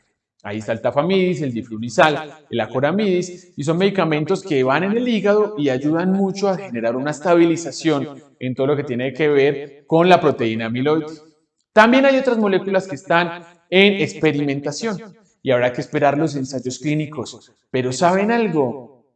Ya hay algo para hacer por estos pacientes. La primera urgencia y la primera necesidad es encontrarlos. Es detectarlos, es diagnosticarlos, es cogerlos, atraparlos, meterlos en un programa, hacer un diagnóstico certero, un diagnóstico muy bien hecho, con todas las herramientas que mencionamos anteriormente, y ahora sí mirar, venga, ¿usted tiene compromiso solo cardíaco? ¿O tiene compromiso neurológico? ¿O tiene compromiso de los dos? ¿Tiene compromiso en otros órganos o sistemas? Todo eso es supremamente importante. ¿Qué podrían hacer en algunos sitios hoy por hoy? Y son unos estudios experienciales, básicos. Hay formas de limitar algunos depósitos. Hay algunas experiencias con doxiciclina, con TUDCA, con té verde, que era como lo que hacíamos por ahora, pero la evidencia no es la típica que nos gusta mucho, pero están esas opciones y las podemos utilizar mientras tanto. ¿Cuál es el objetivo del tratamiento para estos pacientes? El objetivo número 1 es que no tengan proteína amiloide circulante. Porque cuando tenemos amiloide depositado en el corazón y un corazón como una roca, eso no hay forma de sacarlo de ahí. Y si no tengo forma de sacar el depósito amiloide, ya lo que yo puedo hacer es atajar el daño. Que no haya daño entonces. Por eso es supremamente importante llegar a tiempo, detectarlos a tiempo, para que el paciente no termine supremamente comprometido, supremamente enfermo y supremamente ya aislado del mundo y del sistema, y que no digan no hay nada por hacer y que no toque necesariamente verlos morir. En ese orden de ideas, a medida que estas moléculas vayan estando más disponibles, pues el futuro y el pronóstico de nuestros pacientes va a ser mucho mejor. Claves para pensarla: siempre tener en cuenta la hipertrofia del ventrículo izquierdo. Paredes gruesas de más de 11-12 milímetros son paredes que probablemente van a necesitar ayuda. Que tengan neuropatía. Los silenciadores genéticos han demostrado ser altamente efectivos en controlar la neuropatía. Incluso no hay que llegar al diagnóstico de amiloidosis por transtirretina por insuficiencia cardíaca. Hay muchos pacientes que llegan por neuropatía. Tienen parestesias, tienen disestesias, tienen túnel del carpo bilateral, son operados, son cansaditos para caminar, pero nunca a nadie se le ocurre decir por qué se le está dañando el nervio. ¿Por qué se le está comprometiendo? Y los silenciadores genéticos son moléculas que vienen con el futuro a impactar enormemente la calidad de vida de este tipo de pacientes. ¿Qué más existe? Muchas otras cosas, pero por ahora tendremos que esperar ¿Qué va saliendo en los ensayos clínicos? Sabemos que estas moléculas, en su mayoría todas, logran estabilizar a los pacientes, muchos, y es clave, es determinante que no se les acumule el depósito amiloide. Porque una vez acumulado, no hay nada que hacer por ellos. Sacarlo de ahí va a ser prácticamente imposible. ¿Hay estudios hasta ahora? Sí, hay estudios. Hay estudios en neuropatía, hay estudios en insuficiencia cardíaca y la estabilización de la enfermedad y la disminución de la posibilidad de hospitalizaciones es latente. Pero para eso, para llegar a ese punto, necesitamos buenos médicos como ustedes que llegan aquí el día de hoy a actualizarse y a estar muy pendientes. Ojo, no todas las hipertrofias hay que ir a buscarles amiloidosis. Hay pistas. Por ejemplo, siempre fundamental, buscar las banderas rojas. Siempre fundamental mirar que no haya gradientes obstructivos. Siempre fundamental mirar que las válvulas no estén dañadas. Y siempre fundamental mirar el control de la hipertensión. Y en este punto de la hipertensión empiezo a hacer el cierre. ¿Por qué? Porque muchos piensan que el paciente se va a quedar con la función ventricular preservada.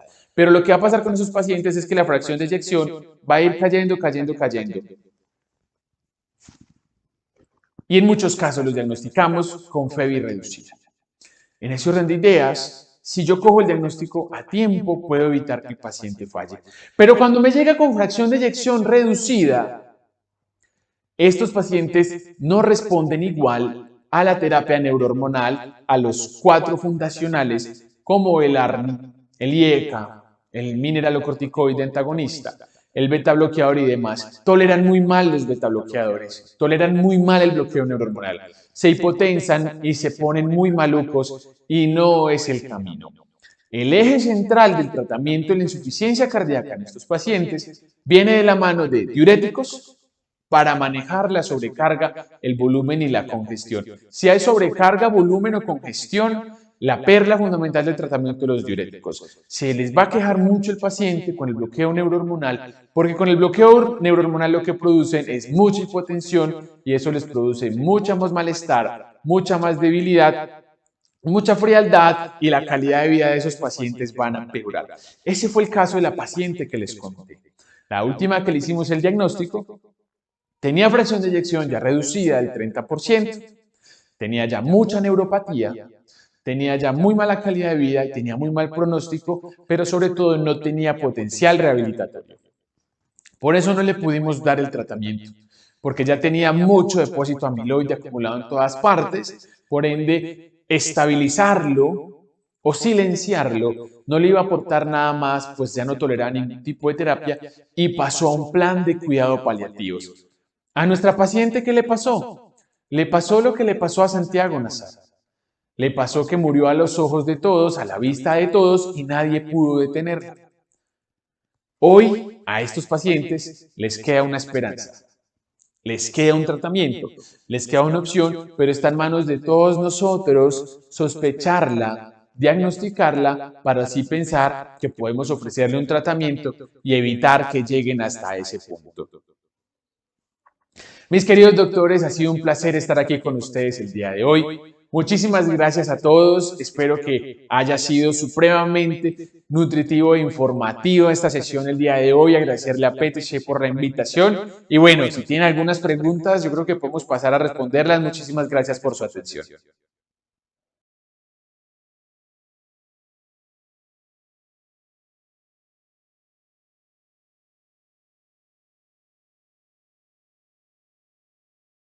Lo van a pasar y para que puedan preguntar lo que deseen.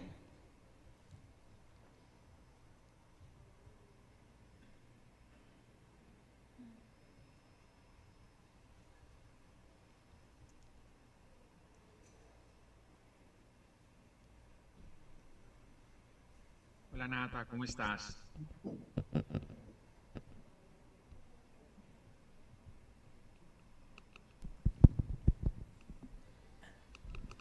Muchas gracias, doctor Camilo. Primero felicitarle por su elocuente y muy atractiva disertación. Mi pregunta va dirigido en el sentido de que usted ha hecho mención de algunos silenciadores que son posibles hacer uso en este enfoque de este cuadro de amiloidosis. Los silenciadores generalmente, pues, a nivel del genoma van a producir o una metilación o en algunos casos también una acetilación que finalmente va a generar alguna supresión de la actividad del gen. Mi pregunta va dirigido a estos silenciadores genéticos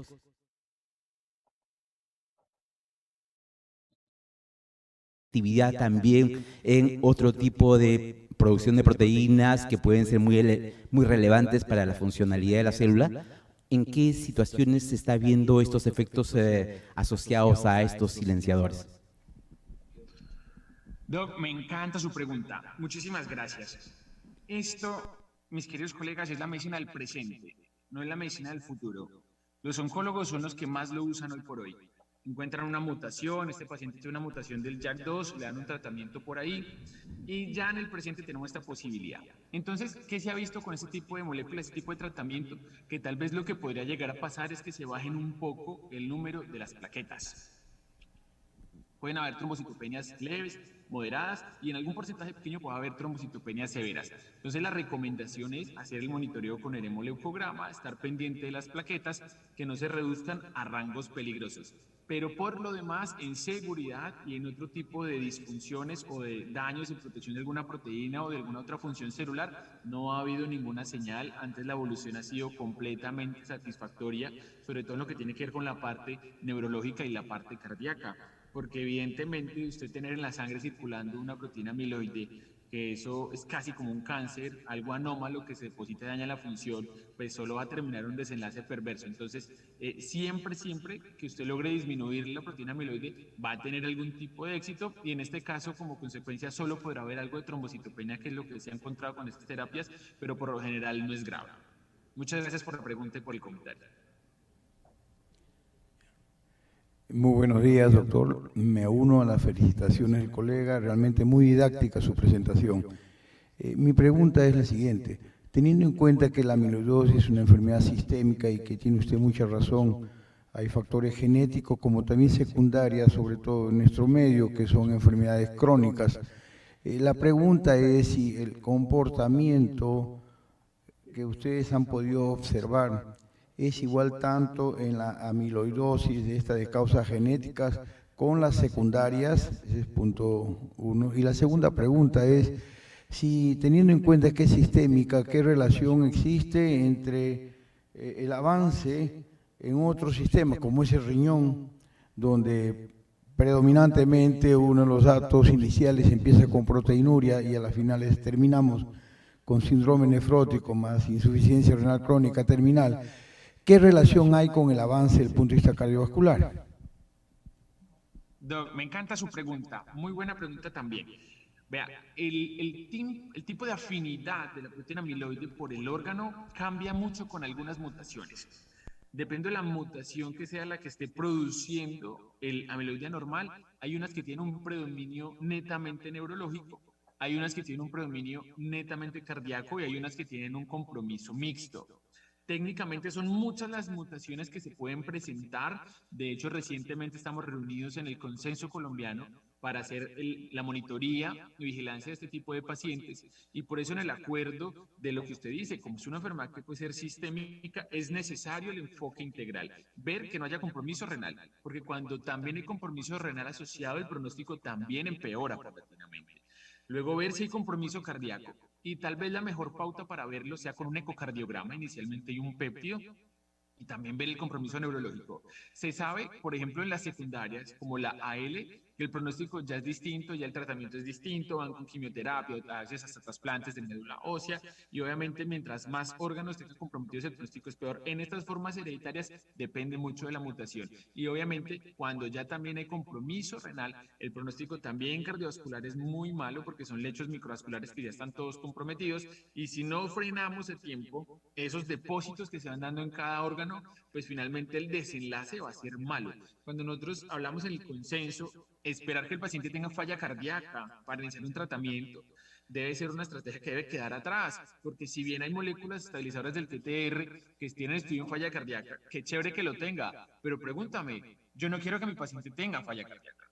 Yo no quiero que llegue hasta allá, yo quiero que lo cojas temprano, yo quiero que frenes la producción de amiloide temprano para que no llegue hasta allá, porque ya después de que llegas, ¿cómo lo sacas de allá? Entonces nuestros esfuerzos deben ir ahí, muy bien, enfocados en ver si tiene compromiso renal, cardíaco, neurológico y tratar de que no lleguen hasta ese punto para que no empeore el pronóstico. Muchas gracias.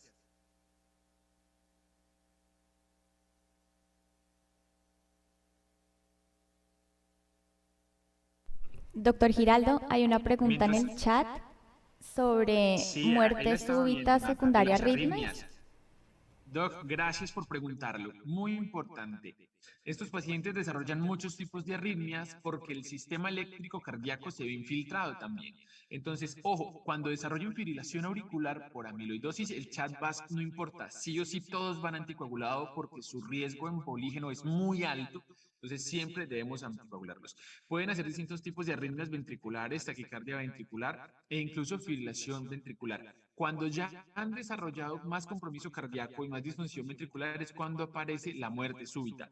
En ese orden de ideas, en algunos tipos de pacientes se puede pensar en desfibriladores. Es muy difícil, doc. Vea, el manejo de la falla cardíaca de estos pacientes es muy controversial y también es muy controversial los dispositivos. Cuando se han presentado y el paciente ha salido o no ha presentado la muerte súbita o ha revivido, hay algunos pacientes que pueden ser candidatos al desfibrilador, pero es una junta y es una decisión muy compleja porque es un paciente que va muy mal, que va a morir y vas a terminar poniéndole un dispositivo que vale varios miles de dólares y que en últimas no va a cambiar en nada el curso de la enfermedad.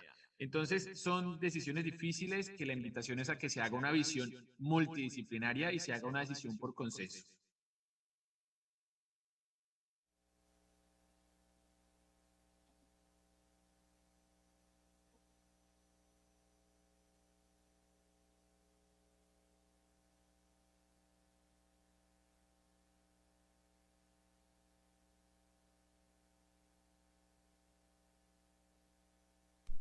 La doctora tiene una pregunta.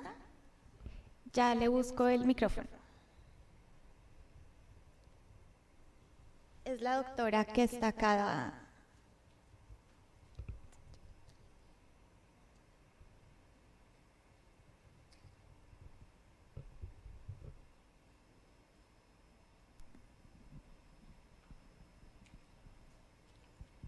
Sí, buenas tardes. Quería preguntarle sobre el trasplante, ¿no?, en estos pacientes y cuál es el pronóstico, ¿no?, en estos casos. Gracias.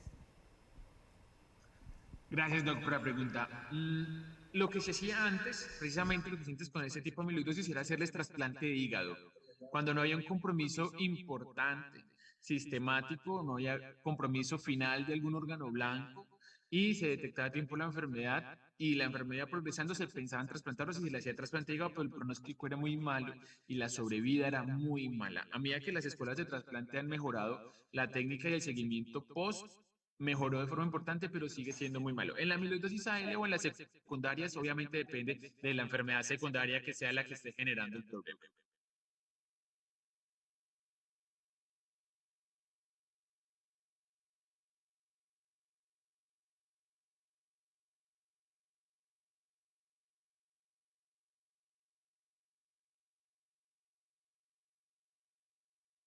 ¿Pregunta?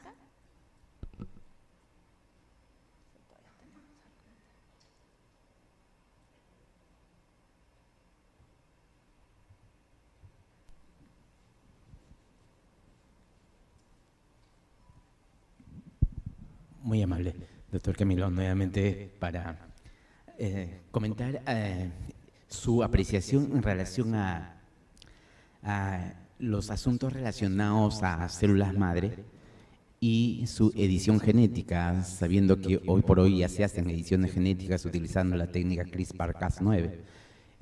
¿Hasta qué punto se está tomando en consideración esa posibilidad para hacer edición genética de hepatocitos y insertar el gen correcto como para tener un mejor resultado y pronóstico y no utilizar un tratamiento supresor de expresión de genes?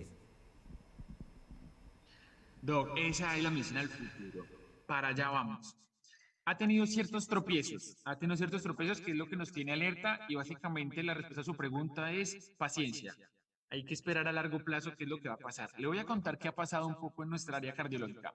Han habido pacientes que les hacen ese tipo de terapia de edición genética y se implanta, pero hay consecutivamente distintos reportes de casos de aparición, por ejemplo, de cáncer, de neoplasias. Entonces, esas células madres que se tomaron en algún punto tenían una mutación o un problema o una pérdida de función que generó una mutación y generó un cáncer. Hay un reporte muy lindo en New England de un caso de esos que generó un tumor y un cáncer que ni siquiera se sabe qué tipo de cáncer es, no se había documentado, no se sabía el tipo, era un tejido completamente deforme. Entonces, por eso las terapias con célula madre han frenado un poco. Uno esperaría ya tener unos mejores resultados, pero han ido con paciencia y con calma porque la edición genética sí puede tener unos cambios bien importantes en la arquitectura y sobre todo la interacción entre la célula editada y la célula hospedadora se vuelve un conflicto complejo. Yo pienso que para allá vamos. Yo pienso que esa ingeniería genética va a cambiar el curso de muchas enfermedades, ya lo ha venido haciendo, incluso hay terapias que se inyectan en el sistema nervioso central con células madres con ese tipo de modificación y funcionan muy bien. Podremos tener buenos resultados, somos optimistas, pero habrá que esperar un poquito los seguimientos a largo plazo con ese tipo de terapias. Doc, muchas gracias por la pregunta.